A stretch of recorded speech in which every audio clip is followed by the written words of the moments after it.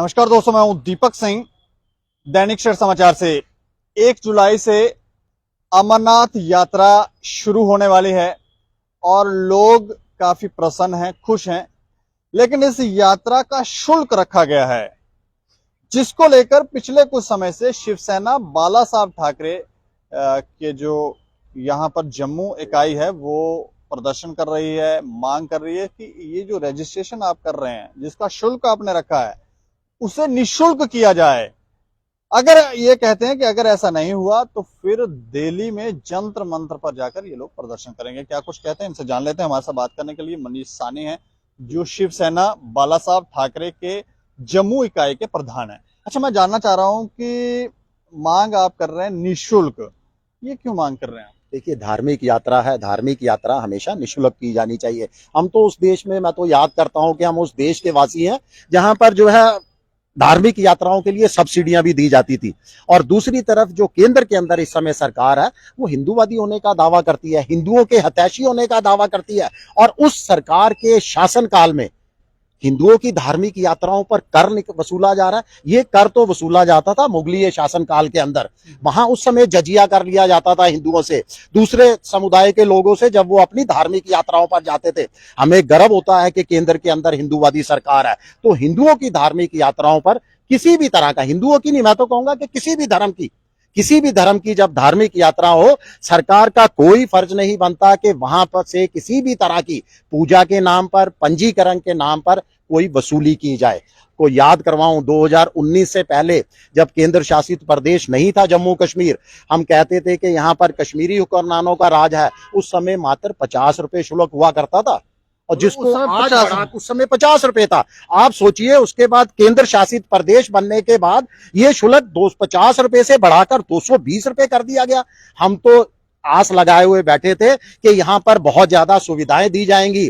अमरनाथ आने वाले श्रद्धालुओं को, देखिए, वार्षिक यात्रा है और मात्र कुछ दिन चलने वाली यात्रा है, उस पर भी आप कर लगा रहे हो, उस पर भी आप राजस्व इकट्ठा कर रहे हो। अमरनाथ श्राइन बोर्ड को, जो जम्मू कश्मीर के उपराज्यपाल उसके चेयरमैन हैं, पूरी तरह से इस यात्रा को निःशुल्क बनाया जाना चाहिए। सरकार के ऊपर इस यात्रा का कोई बर्डन नहीं होता।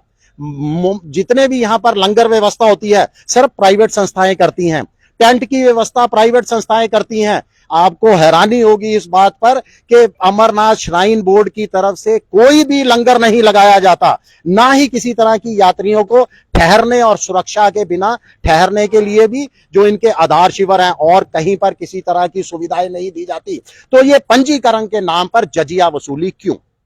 मतलब आप चाहते हैं कि निःशुल्क कर दिया जाए, लेकिन पिछले कुछ समय से आप लगातार इस पर बात कर रहे हैं, प्रदर्शन कर रहे हैं, प्रेस कॉन्फ्रेंस कर रहे हैं, कोई आउटपुट नहीं है। देखिए, बहुत दुर्भाग्यपूर्ण है, बहुत निराशा होती है कि जब हम कहते हैं कि हमारी हिंदूवादी सरकार है, एक तरफ तो हम दावा करते हैं हिंदू राष्ट्र बनाने का, दूसरी तरफ आप हिंदू की यात्राओं के ऊपर अगर हमने आवाज उठाई है तो कोई सकारात्मक प्रतिक्रिया तो दीजिए। हम जम्मू कश्मीर के जो मुखिया है, जो अमरनाथ श्राइन बोर्ड के चेयरमैन भी हैं, माननीय उपराज्यपाल, इनको ज्ञापन सौंप चुके हैं, राजभवन के बाहर धरना प्रदर्शन कर चुके हैं। जम्मू कश्मीर के मुख्य सचिव, उनको हम ज्ञापन दे चुके हैं, भेंट कर चुके हैं, उसके निजी भेंट कर चुके हैं उनके साथ। उन केंद्रीय गृह मंत्री के नाम का हम ज्ञापन दे चुके हैं, मगर दुर्भाग्यपूर्ण के कहीं से भी किसी भी तरह की कोई प्रतिक्रिया हमें नहीं मिली, जिस कारण हम निराश होकर कल बजरंगबली के चरणों में हम प्रार्थना करने के लिए गए थे कि हे बजरंगबली जी, सरकार को सद्बुद्धि दीजिए। बजरंगबली, जिनको कलयुग का देवता कहा जाता है, शिव का अवतार है, वो शिव रूपी यात्रा है ये, तो बजरंगबली को भी हमने वहां पर हवन यज्ञ किया।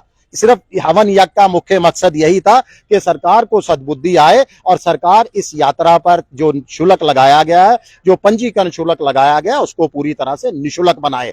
इसके बावजूद भी कोई हमें अभी तक सरकार की तरफ से कोई सकारात्मक प्रतिक्रिया नहीं मिली। अब हम मजबूर हो रहे हैं, 27 मई को हम दिल्ली के अंदर जाकर, दिल्ली के जंतर मंतर पर जाकर देश के गृह मंत्री जी से, देश के प्रधानमंत्री जी से गुहार लगाएंगे वहां पर प्रदर्शन के माध्यम से कि जल्द से जल्द इस यात्रा को निःशुल्क बनाया जाए। सिर्फ आप ये चाह रहे हैं कि यात्रा को निःशुल्क बनाया जाए, बाकी जो उसमें वाहन ट्रेवल करेंगे उनके लिए कोई बिल्कुल बिल्कुल, हमारी देखिए 3 पंजीकरण सबसे मुख्य मांग है। उसके साथ दो और मांगे हैं कि जितने भी श्रद्धालु सड़क मार्ग से आते हैं, लंगर सेवा देने वाले वाहन जो सड़क मार्ग से आते हैं, ऑफकोर्स वो सड़क मार्ग से ही आएंगे। टेंट सेवा देने वाले जो वाहन आते हैं उनको पूरी तरह से टोल छूट दी जानी चाहिए।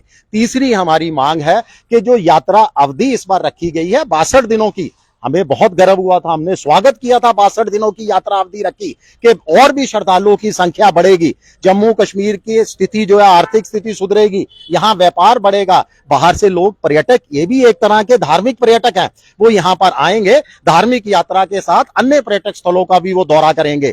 मगर हमारी ये मांग है कि जो 62 दिनों की अवधि है उस अवधि तक जो पवित्र हिम शिवलिंग है उसको सुरक्षित रखा जाए, दर्शनों के लिए सुरक्षित रखा जाए। पूर्व के अंदर हमने देखा है कि 30-35 दिनों के बाद पवित्र हिम शिवलिंग जो है अंतर ध्यान हो जाते हैं, तो उसके बचाव के लिए, ताकि यात्री जो देर से आने वाले श्रद्धालु होंगे उनको किसी तरह की निराशा ना हो, वो जम्मू से वापस ना लौटे। पिछले कई सालों में हमने देखा है कि 30-35 दिनों के बाद जब पवित्र हिम शिवलिंग जो है अंतर ध्यान हो जाते हैं, उस समय वहां के यात्री जो है यहाँ पर निराश हो जाते हैं, जम्मू से निराश होकर बिना दर्शनों के वो वापस लौटने को मजबूर होते हैं, उनके पैसे की बर्बादी होती है, उनकी आस्था के साथ खिलवाड़ होता है, तो ये भी नहीं होना चाहिए।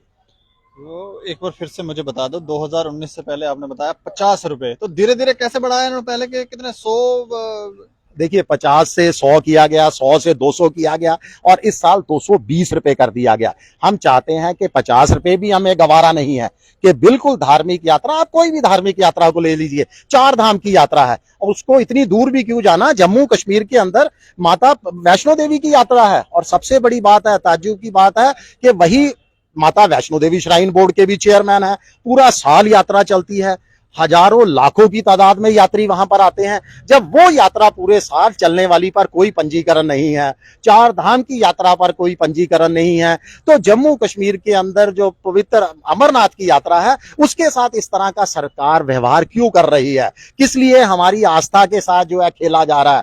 पहले से ही पवित्र श्री अमरनाथ यात्रा पर जो श्रद्धालु आते हैं उनके ऊपर बहुत सारा बोझ होता है, उनको मेडिकल करवाना पड़ता है और दूर दूर के राज्यों से यहाँ पर लोग आते हैं, उनका किराया भाड़ा बहुत खर्चा होता है उसके ऊपर, और उसके ऊपर आप 220 रुपए उनसे शुल्क भी वसूल कर रहे हैं।